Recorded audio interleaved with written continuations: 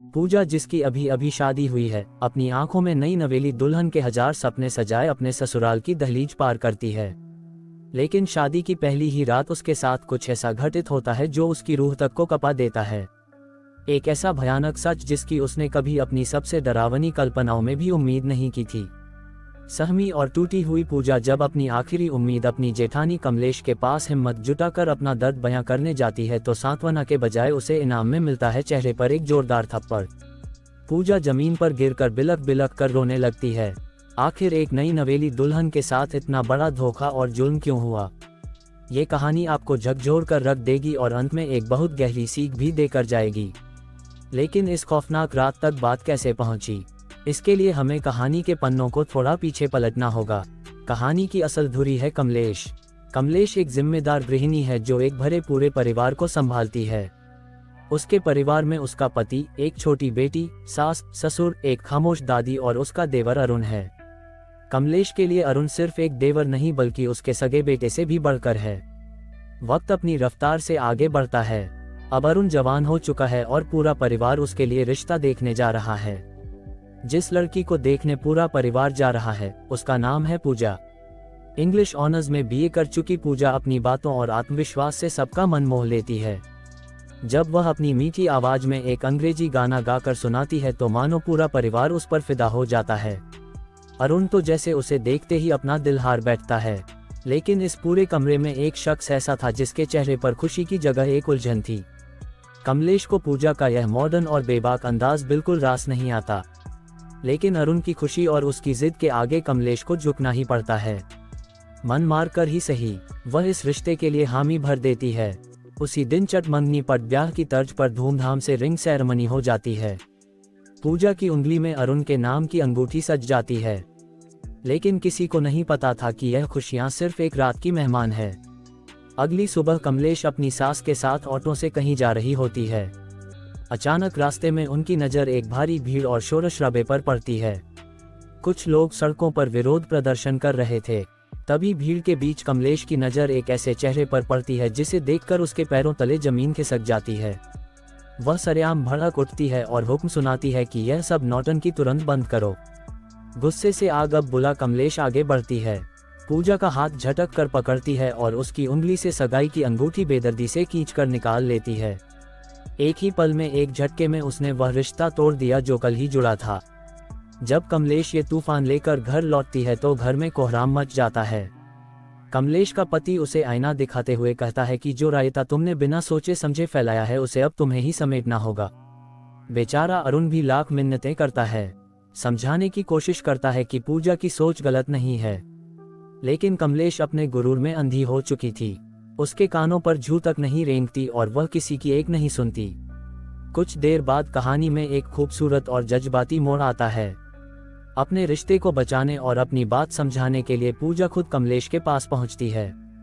वह बहुत ही नरमी से माफ़ी मांगते हुए कहती है कि अगर हम सही के लिए और दूसरों के हक के लिए खड़े नहीं होंगे तो ये दुनिया धीरे धीरे खत्म हो जाएगी। कमलेश, जो भले ही पुरानी सोच की थी, लेकिन दिल की साफ पूजा की बातों की गहराई को महसूस कर लेती है। उसका दिल पसीज जाता है और वह मुस्कुरा कर कहती है कि मुझे बातें ज़रा देर से समझ आती हैं, लेकिन जब एक बार समझ आ जाए तो मैं सही का साथ कभी नहीं छोड़ती। ये कहकर कमलेश पूरे मानसांग के साथ वह अंगूठी वापस पूजा को सौंप देती है। आखिरकार शहनाइयां बजती हैं और अरुण तथा पूजा विवाह के बंधन में बंध जाते हैं। लेकिन शादी की इस चकाचौंध के बीच एक परेशानी छिपी थी। शादी वाले दिन पूजा की तबीयत बेहद खराब थी। तेज बुखार और बदन दर्द के कारण उसका बुरा हाल था। फेरों के वक्त भी वह दवाइयों के सहारे मुश्किल से खुद को खड़ा रख पा रही थी। शादी की रस्में पूरी होने के बाद आती है वह रात जिसे हर नई नवेली दुल्हन अपनी जिंदगी की सबसे खूबसूरत रात मानती है, सुहाग रात। अरुण कमरे में आता है और कुछ इधर उधर की औपचारिक बातों के बाद वह पूजा के करीब आने लगता है। पूजा, जो दर्द और बुखार से टूट रही थी, बहुत ही स्पष्ट शब्दों में अरुण से कहती है कि मेरी तबीयत बहुत ज़्यादा खराब है, मुझे तेज बुखार है और पूरा शरीर दर्द से टूट रहा है। प्लीज़ आज हम कुछ भी नहीं करेंगे। लेकिन अरुण पर जैसे हवस और पति होने के गुरूर का भूत सवार था। उसने पूजा की एक ना सुनी। पूजा के लगातार मिन्नतें करने, रोने और मना करने के बावजूद अरुण ने अपनी मर्दानगी के अंधे नशे में उसके साथ जबरदस्ती की। नई दुल्हन के वह सुनहरे सपने उसी बिस्तर पर बुरी तरह कुचल दिए गए। सुबह की किरणें कमरे में आई, लेकिन पूजा की दुनिया में हमेशा के लिए अंधेरा छा चुका था। वह दर्द और सदमे से करहाते हुए बस रोए जा रही थी। अरुण उसे चुप कराने की कोशिश करता है, मानो कोई बहुत मामूली बात हुई हो। वह बड़े हक से कहता है कि अरे मैं तुम्हारा पति हूँ, ये तो मेरा हक है, शादी के बाद तो ये सब होता ही है। ये सुनकर पूजा के अंदर का दर्द एक चीख बनकर फूट पड़ता है। वह बिलखते हुए अरुण की आंखों में देखती है और कहती है कि हक तूने मेरा किया है। एक शब्द सुनकर अरुण सन रह जाता है, लेकिन अपनी घिनौनी हरकत पर शर्मिंदा होने के बजाय उसकी मर्दानगी को चोट लग जाती है। वह गुस्से से आग बबूला होकर कहता है कि अगर तुझे लगता है कि मैंने कुछ गलत किया है तो जा बाहर और चिल्ला चिल्ला कर सबको बता दे। ये कहकर वह निर्दयता से पूजा को कमरे से बाहर निकाल देता है। रोती कांपती पूजा जैसे ही कमरे से बाहर आती है, उसकी नज़र आंगन में खड़ी कमलेश पर पड़ती है। कमलेश घर की और पड़ोस की कुछ औरतों से बात कर रही थी। पूजा के कानों में कमलेश की आवाज पड़ती है कि औरतें जितना किसी बम के फटने से नहीं डरती, उतना अपनी इज्जत का तमाशा बनने से डरती हैं। यह एक वाक्य पूजा के सीने में किसी जहरीले तीर की तरह चुभ जाता है। उसे तुरंत समझ आ जाता है कि जिस समाज और परिवार में वह खड़ी है, वहां अगर उसने अपना मुंह खोला तो उसे न्याय नहीं मिलेगा, बल्कि इस घर में उसी की इज्जत का सरेआम तमाशा बन जाएगा। समाज और बदनामी के इसी खौफ से हारकर एक जीती जागती हक के लिए लड़ने वाली लड़की अपने आंसू पीते हुए खामोशी से वापस उसी घुटन भरे कमरे में लौट जाती है। उसके मासूम दिल में कहीं ना कहीं यह उम्मीद बची थी कि शायद अरुण को अपनी हैवानियत का एहसास हुआ होगा, शायद वह अपनी गलती मानेगा और उससे माफी मांगेगा। लेकिन अरुण का रवैया देखकर पूजा के पैरों तले बची खुची जमीन भी खिसक गई। पूजा पहले से ही असहनीय दर्द में थी, लेकिन अरुण ने अपनी हवस को प्यार का नाम देकर एक बार फिर उसके साथ जबरदस्ती की। पूजा अंदर तक टूट चुकी थी। उसे समझ आ गया था कि जिसे दुनिया पति पत्नी का प्यार कहती है, वह उसके लिए सिर्फ और सिर्फ एक वैवाहिक बल था जिसके खिलाफ वह कुछ नहीं कर सकती थी। अगली सुबह कमलेश की नज़र छत की बाउंड्री पर गुमसुम खड़ी पूजा पर पड़ी। पूजा की आंखों की वीरानी और उसका खामोश चेहरा देखकर कमलेश का दिल धक से रह गया। कमलेश के लाख पूछने पर भी पूजा ने रात का वह खौफनाक सच नहीं बताया। कमलेश समझ गई कि कुछ तो बहुत गलत हुआ है और वह बिना ज्यादा सवाल किए पूजा को उसके मायके छोड़ो आए। मायके पहुंचकर पूजा ने सोचा कि शायद दुनिया में एक माँ ही है जो अपनी बेटी का दर्द समझ सकती है। उसने अकेले में अपनी माँ को बीती रात की सारी सच्चाई और अरुण की दरिंदगी के बारे में बता दिया। लेकिन जो जवाब उसकी सगी माँ ने दिया वह अरुण की हैवानियत से भी ज्यादा खौफनाक था।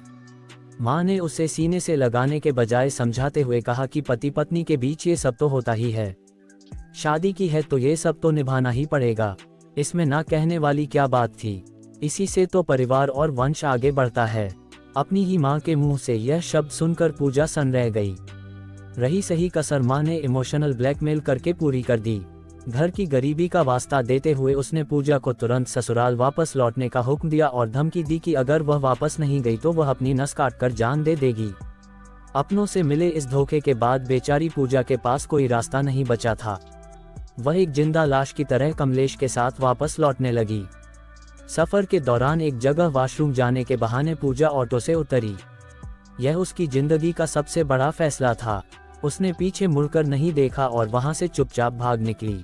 कमलेश ने उसे पागलों की तरह हर जगह ढूंढा, लेकिन पूजा का कोई सुराग नहीं मिला। घर पहुंचकर जब कमलेश ने ये खबर दी तो पूरे परिवार में हड़कंप मच गया। सब ने पूजा को ढूंढा, लेकिन वह जैसे हवा में गायब हो गई थी। हारकर कमलेश ने पूजा की दोस्त सोना को फोन मिलाया, जो एक एनजीओ में काम करती थी। सोना ने कहा कि उसे पूजा के बारे में कुछ नहीं पता, लेकिन वह उसे ढूंढने की पूरी कोशिश करेगी। आखिरकार सोना की तलाश पूरी होती है। पूजा उसे एक सुनसान पार्क के कोने में गुमसुम किसी सहमी हुई बच्ची की तरह बैठी मिल जाती है। जब कमलेश वहां पहुंचती है तो पूजा हिम्मत जुटाकर अरुण की उस खौफनाक रात की सारी दरिंदगी और सच्चाई कमलेश के सामने उगल देती है। लेकिन सालों से अरुण को अपने बेटे की तरह पालने वाली कमलेश का अंधा विश्वास सच्चाई पर भारी पड़ जाता है। सच सुनने के बजाय कमलेश का गुरूर टूटता है और वह गुस्से में आकर पूजा के गाल पर एक जोरदार थप्पड़ जड़ देती है। वह चिल्लाती है और पूजा को लगभग घसीटते हुए वापस उस कैदखाने में ले आती है। भले ही कमलेश ने पूजा को थप्पड़ मार दिया था, लेकिन एक औरत होने के नाते उसके अंदर शक का एक बीज बोया जा चुका था। वहीं दूसरी तरफ हम देखते हैं कि हनीमून के खूबसूरत वादियों में पूजा अंदर से पूरी तरह वीरान और खौफजदा थी। वह अरुण से एक आखिरी उम्मीद के साथ बात करने की कोशिश करती है, लेकिन अरुण की आंखों में प्यार नहीं, सिर्फ एक भूखे भेड़िए जैसी हवस थी। वह एक बार फिर पूजा की चीखों और आंसुओं को अनसुना करते हुए उसके साथ जबरदस्ती करता है। बेचारी पूजा उस बिस्तर पर तड़पने और रोने के अलावा कुछ नहीं कर पाती। वह जिसे अपनी जिंदगी का साथी समझकर समझाने गई थी, वह सिर्फ एक जल्लाद निकला।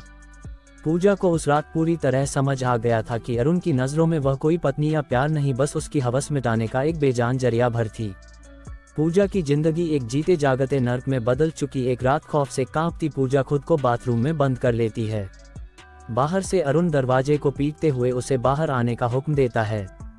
अंदर से डरी सहमी पूजा रोते हुए कहती है कि आज मैं तुम्हारे करीब नहीं आ सकती, मेरे पीरियड शुरू हो गए हैं। लेकिन एक हैवान के सिर पर सवार हवस को भला कोई कैसे रोक सकता था। अरुण का जवाब किसी भी इंसान की रूह का पाने के लिए काफी था। वह बेशर्मी और क्रूरता से कहता है कि मुझसे झूठ मत बोल, दरवाजा खोल, मुझे देखना है। ये सुनकर बाथरूम के अंदर खड़ी पूजा की जान सूख जाती है। उसे समझ आ जाता है कि ये दरिंदा उसकी कोई बात नहीं मानेगा। इसी खौफ और बेबसी के बीच पूजा की नज़र वहां रखी एक ब्लेड पर पड़ती है और सीन यहीं कट हो जाता है। अगली सुबह घर में कोहराम मच जाता है। सबको पता चलता है कि पूजा अस्पताल में है और उसकी हालत बेहद नाजुक है। पूरा परिवार बदहवास हालत में वहां पहुंचता है। अरुण बड़ी चालाकी से कमलेश और बाकी घर वालों को गुमराह करते हुए कहता है कि उसे औरतों वाली कोई अंदरूनी दिक्कत थी, शायद उसी वजह से यह हालत हुई है। लेकिन जब कमलेश अंदर जाकर लेडी डॉक्टर से बात करती है तो डॉक्टर जो सच बताती है वह सुनकर कमलेश के पैरों तले जमीन ही नहीं खिसकती, बल्कि उसका पूरा वजूद हिल जाता है। डॉक्टर भारी आवाज में बताती है कि पूजा के उन नाजुक हिस्सों पर ब्लेड से गहरे कट लगे हैं और बहुत ज्यादा खून बहने की वजह से उसकी यह हालत हुई है। ये सुनकर कमलेश सन रह जाती है। वह तुरंत खुद को संभालती है और घर वालों को वापस भेज देती है, ये कहकर कि वह पूजा के पास रुकेगी। होश आने पर जब कमलेश पूजा के पास बैठती है तो पूजा आंसुओं में डूबकर वह कड़वा सच उगलती है जिसने उसे इस हद तक जाने पर मजबूर किया। ये दर्द सुनकर कमलेश अंदर तक टूट जाती है। उस रात जब कमलेश घर लौटती है तो पूजा के दर्द को महसूस करने के लिए वह खुद बाथरूम में जाती है और हाथ में वही ब्लेड उठाती है। वह उस ब्लेड को अपनी त्वचा पर रखकर वही करने की कोशिश करती है जो पूजा ने किया था, लेकिन ब्लेड की हल्की सी चुभन से ही उसके हाथ कांप जाते हैं। वह ब्लेड फेंक देती है। उस एक पल में कमलेश को गहराई से एहसास हो जाता है कि आखिर वह 21 साल की मासूम लड़की किस कदर खौफ और दर्द से गुजरी होगी कि उसने खुद को इतनी खौफनाक सजा दे दी। अगले दिन जब अरुण अपनी बेशर्मी का लबादा ओढ़े पूजा से मिलने अस्पताल पहुंचता है तो उसे पता चलता है कि कमलेश पहले ही पूजा को डिस्चार्ज कराकर अपने साथ ले जा चुकी है। अपनी पत्नी की इतनी गंभीर हालत के बावजूद उस जाहिल इंसान के दिमाग में सिर्फ एक ही बात चल रही थी। वह बेशर्म होकर लेडी डॉक्टर से पूछता है कि अब मैं अपनी पत्नी के साथ इंटीमेट तो हो सकता हूं ना। ये घिनौना सवाल सुनकर डॉक्टर का खून खौल उठता है। वह डॉक्टर पूजा के वह खौफनाक घाव देख चुकी थी और जानती थी कि इसके पीछे कौन है। वह अरुण पर बुरी तरह भड़क जाती है और पूरी ताकत से चिल्लाते हुए कहती है कि बहुत ही नीच और घिनौना इंसान है तू, तेरे जैसे जाहिलों के आड़ में तो गोली मार देनी चाहिए। वह तुरंत सिक्योरिटी गार्ड्स को बुलाती है और अरुण को धक्के मारकर अस्पताल से बाहर फेंकवा देती है, ये चेतावनी देते हुए कि यह जानवर इंसान दोबारा मेरे अस्पताल के आसपास भी नहीं दिखना चाहिए। पूजा जो अपनी आंखों में शादी और एक नए जीवन के 1000 सुनहरे सपने लेकर इस घर में आई थी, आज उसकी जिंदगी एक ऐसे भयानक नर्क में तब्दील हो चुकी है जहां उसका ही पति उसका सबसे बड़ा मुजरिम बन गया है। प्यार और हक के नाम पर पूजा ने जो झेला है वो मौत से भी बदतर था। लेकिन अब जब पूजा मौत के मुंह से वापस लौट आई है और उसे उस कमलेश का साथ मिल गया है जो कल तक उसी के खिलाफ खड़ी थी, तो अब आगे क्या होगा? आपके हिसाब से अब पूजा को क्या कदम उठाना चाहिए? क्या उसे अरुण को माफ कर देना चाहिए या उसे ऐसी सजा देनी चाहिए जो एक मिसाल बन जाए? अपनी राय हमें कमेंट्स में जरूर बताएं। वीडियो को लाइक करें और चैनल को सब्सक्राइब करना बिल्कुल ना भूलें ताकि पूजा की कहानी का अगला और सबसे अहम हिस्सा आते ही आप तक पहुंच सके। मिलते हैं बहुत जल्द कहानी के अगले भाग में।